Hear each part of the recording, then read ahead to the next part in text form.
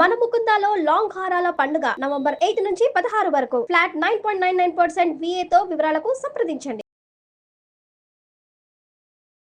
నమస్తే రమగారు. నమస్తే జయ.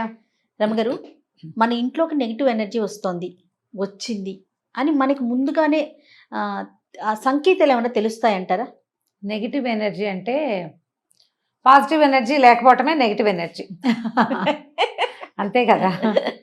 ఇంట్లో తరచుగా గొడవలు, కీచులాటలు, పొట్టి పుణ్యానికి పోట్లాటలు వస్తూ ఉండటం, తర్వాత ఏదో ఒక వస్తువులు చెడిపోతూ ఉండటం, చేయి తగిలి అవి ఇవి వస్తువులు పడిపోవటం, గాజు వస్తువులు పగిలిపోవటం,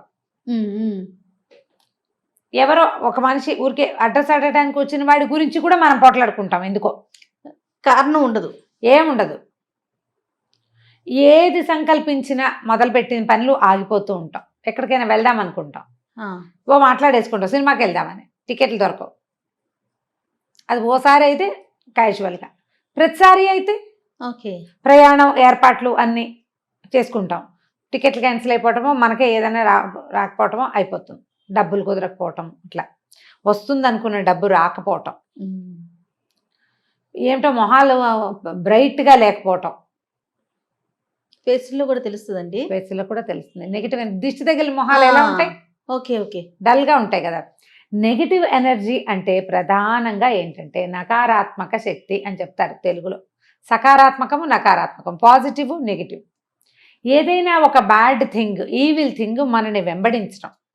ఇది పెద్ద రకాలు. వాళ్ళు ఎవరో మనని ఏమిటో చేసేయటం కాదు. నాకు అసలు ఆ పేర్లు చెప్పడం కూడా ఇష్టం ఉండదు జయ, ఏమనుకోవద్దు. నేను అలాంటి పదాలు నమ్మను, వాడను.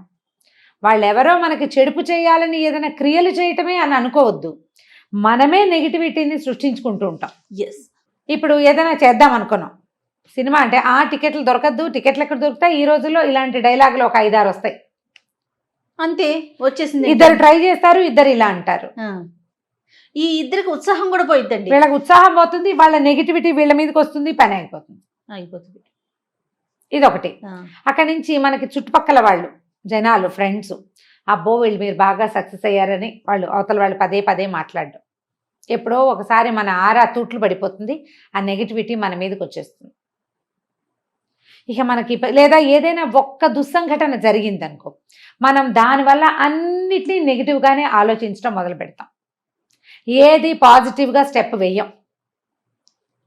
వేయకపోతే అవదు కదా పని. అవ్వకపోతే ఇంకా నెగిటివిటీ పెరిగిపోతూ ఉంటుంది. మనుషుల దృక్పథాల్లో, ఆలోచన విధానంలో మార్పు రావాలి. నెగిటివిటీ చిన్న చిన్న మార్గాల ద్వారా బయటికి తోసేయాలి. చాలా చిన్న మార్గం. ఎట్లా అంటే ఇల్లంతా కడుగుతాం. ఇల్లు కడిగితే ఇల్లు ఇంత ఉంటుంది, తూము ఎంత ఉంటుంది? ఇంతే కాదు, అంతే. మొత్తం నీళ్ళన్నీ ఆ తూములోకి కొట్టాలి మనం. ఎందుకు తూములు చిన్నవి పెడతారు? ఇల్లంతా ఓ పక్కన గోడ ఖాళీ ఉంచితే బాపోతాయి కదా, మనం పడిపోతాం కదా. శక్తి అంతా పోకూడదు, సన్నగా ఒక చోట్లోంచి బయటికి వెళ్ళిపోవాలి, ఎక్కువగా పోకూడదు. ఈ నెగిటివిటీని చిన్న చిన్న మార్గాల ద్వారా బయటికి తోసేయండి. ఎట్లా రమ్మగారు? మొదటిది ఇల్లు శుభ్రంగా ఉంచుకోవటం. చెత్తలు, పాత వస్తువులు ఉంచద్దు. దానం చేసేయండి, అమ్మేయండి లేదా పారేయండి. దానం మంచి ప్రక్రియ. పారేసేది వారేయమని శాస్త్రం. పారేయకు, వారగా పెట్టు, ఎవరైనా తీసుకుంటారు కదా. అన్నం డస్ట్బిన్లో పడేసే బదులు ఓ చిన్న బౌల్లో వేసి కాసిన పాలు పోసి బాకెట్లో పెడితే దారిపోయే ఏ కుక్కకైనా మనం ఆహారానికి ఇస్తాం కదా, పిల్లికైనా. పారేసేదాన్ని వారేయాలి, గుర్తుపెట్టుకోండి. ఇది పక్కగా పెట్టాలి, ఎవరైనా తీసుకుంటారు. మనకి హైదరాబాద్లో కొన్ని చోట్ల ఇక్కడ పీపుల్స్ అల్మారాలని వచ్చినాయి. మనం అక్కడ పీపుల్స్ ఫ్రిడ్జ్ కూడా, వస్తువులు అక్కడ పెడితే ఎవరికి కావాల్సిన వాళ్ళు తీసుకుంటారు. తిండి కూడా చాలా మంచి కాన్సెప్ట్. కరోనా తోటి దెబ్బతినేసిందేమోనని అనిపిస్తుంది మేబీ కదా. ఫారిన్ కంట్రీస్ లో కూడా చేస్తారట ఇది. అన్ని బయట పెట్టేస్తారు, ఎవరికి కావాలంటే వాళ్ళు పెట్టుకుంటారు. ఐటమ్స్ కూడా అంటారు అమ్మగారు, ఫర్నిచర్ దగ్గర నుంచి ప్రతిదీ కూడా వాళ్ళకు వద్దు అనుకుంటే బయట పెట్టేస్తారు. అవి అమ్మలేరు, బయట పెడితే ఎవరో ఒకళ్ళు తీసుకుంటారు. అట్లా ఇలా ప్లాన్ చేసుకోండి, తీసేసేయండి ఇంట్లో నుంచి. తర్వాత పాత వస్తువులు పాడైపోతాయి, వాటికి స్పేస్ ఇవ్వాలి, వాటి మీద శ్రద్ధ పెట్టాలి. పుస్తకాలు అవి చదువర్లని కోరుకుంటాయి. బుక్స్ మా నాన్నవి తాతవి అని అట్టి పెట్టుకుంటాం. మనం ఏనాడు చదవం, పుస్తకం తిప్పాం. చదివే వాళ్ళ లైబ్రరీలకి ఇచ్చేయండి కదా. అలాంటివి చేయాలి. తర్వాత రెండోది, ఇంట్లో బాగా ఆకుపచ్చటి మొక్కలు పెట్టుకోండి. పాజిటివ్ ఎనర్జీ వాటితోటి పెరుగుతుంది. మూలలు, అల్మర్లు అన్నీ శుభ్రంగా ఉంచండి. క్లీన్ చేసేసరికల్లా మనకు ఒక చిక్కు తీసిన భావన వస్తుంది. అవునవును, అది ప్రశాంతతనిస్తుంది, హాయిగా ఉంటుంది. హాయిగా ఉంటుంది. నాకు ఆ క్లటర్ కంట్రోల్ పుస్తకం చాలా ఇష్టం. అవునా? అందులో ఒక 10 పాయింట్స్ చెప్తాడు, ఏవేవి తీసేయాలో. ఎక్కడి నుంచి బెడ్రూమ్ల దగ్గర నుంచి మొదలు పెడతాడు. ఓకే. న్యూస్ పేపర్లు కట్ల పేర్చేస్తాం. ఎన్ని ఉంటాయో ఒకరోజు తీసిపారేయండి, ఇల్లు భలే ప్రశాంతంగా ఉన్న ఫీలింగ్ వస్తుంది. అంతే కదా. అవునవును. అక్కడి నుంచి బూజు దులుపుకోండి ఎప్పటికప్పుడు. ఫ్యాన్లు, ట్యూబ్ లైట్లు అవి డల్గా ఉంటాయి. పైనంతా దుమ్ము చేరినా మకమకలాడుతూ ఉంటుంది. తుడిచేసిన రోజున ఒక బ్రైట్ ఫీల్ వస్తుంది. అనుభవిస్తే తెలుస్తుంది. అంతే అండి. నేను చెప్తుంటే ఏదో సోదిలా ఉంటుంది. అది చేసే వాళ్ళకి చేస్తే, సొంతంగా చేస్తే, మనమే చేస్తే, మగవాళ్ళ అల్మార్లు, పుస్తకాల అల్మార్లు వాళ్ళనే సర్దుకొనివ్వండి. బీరువాలలో, ఈ డ్రావర్లలో విపరీతంగా రిసీట్లు, బ్యాంక్ పేపర్లు చెత్తగా నింపేస్తాం, కవర్లు పెట్టేస్తాం. ఓసారి మొత్తం చిక్కు తీసేయండి, అంతే. సగం నెగిటివిటీ తగ్గిపోతుంది. ఇంట్లో పేరుకుపోయిన దుమ్ము మన నెగిటివిటీని పెంచేస్తుంది. పాతవి నూనె క్యాన్లు, పాల కవర్లు, పాల డబ్బాలు, పిల్లల ఆట వస్తువులు, పాత బట్టలు, పాత అట్టపెట్టెలు, పాత పాత్ర సామాగ్రి అన్నీ కూడా బయట పారేయండి. ఇంట్లో నుంచి తీసేయండి ఫస్ట్. తర్వాత మన లోపలి భావాల్ని శుభ్రం చేద్దాం. ఇల్లు అయిన తర్వాత. ఇల్లు అయిపోయింది. మా ఫ్రెండ్ తోటి ఒక ప్రాబ్లం ఉంది, కూర్చుని మాట్లాడుకుని సార్ట్అవుట్ చేసేసుకోండి. ఒకసారి అడిగేసావనుకో తెగిపోతుంది. పోతుంది ఫ్రెండ్షిప్. ఉంటే ఉంటుంది. ఇష్యూ అయితే ఉండదు కదా. మీకు ఎంతసేపు అది చలేస్తూ ఉంటుంది లోపల. అడిగేయాలనిపిస్తుంది కానీ అడగలేం. అడిగేసేయండి. హస్బెండ్లను అడగాలన్నా అడిగే అవతల పారేయండి. అంతే, ఏదైతే అదో. అంతేనే రమ్మగారు. సరే, మీ పేరే చెప్పేసి రమ్మగారు అంతే. అడగండి, మాట్లాడుకోండి, సార్ట్అవుట్ చేసుకోండి. అయితే ఇది ఇంకొక మాట చెప్తాను ఇక్కడ. ఇది అడగటం వల్ల, ఈ విషయంలో నిలదీయటం వల్ల మన క్లోజ్ రిలేషన్స్లో ఏదైనా ఆఘాతం వస్తుంది అని అనిపిస్తే ఆ పని చేయకండి. తెంపేసే రకపు ధోరణికి వెళ్ళొద్దు. అది మళ్ళీ మన ఇంకా ఇబ్బంది పెడుతుంది. పిల్లల్ని కూడా అంతే.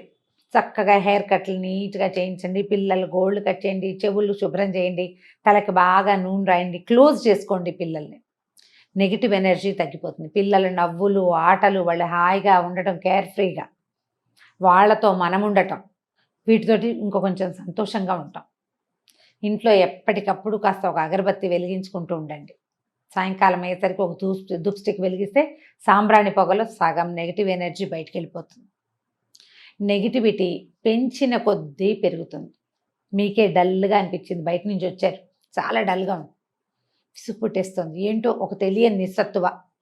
పెద్ద పనేం అవల, కానీ మనకి ఎందుకో నీరసం, నిస్త్రాణ, విసగట, చాలా చిరాకు, అవి ఇవి ఉన్నాయి.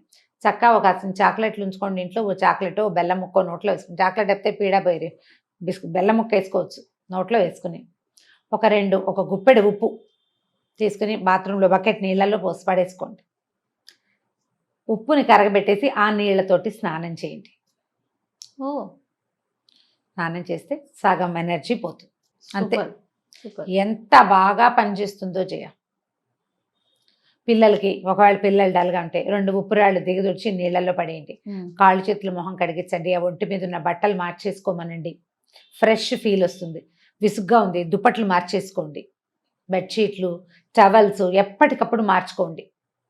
మురికిగా చీదరగా ఉన్న పక్కల మీద పడుకోవద్దు.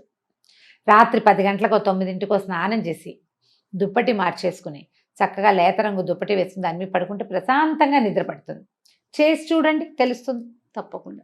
ముందు నెగిటివ్ ఆలోచనలు కూడా తీసేయాలి కదా. దీంతో పాటు మనం నెగిటివిటీ ఏంటంటే ఎవరేం మాట్లాడినా నన్నే అన్నారన్న భావనల్లోంచి బయటకు వచ్చేయాలి.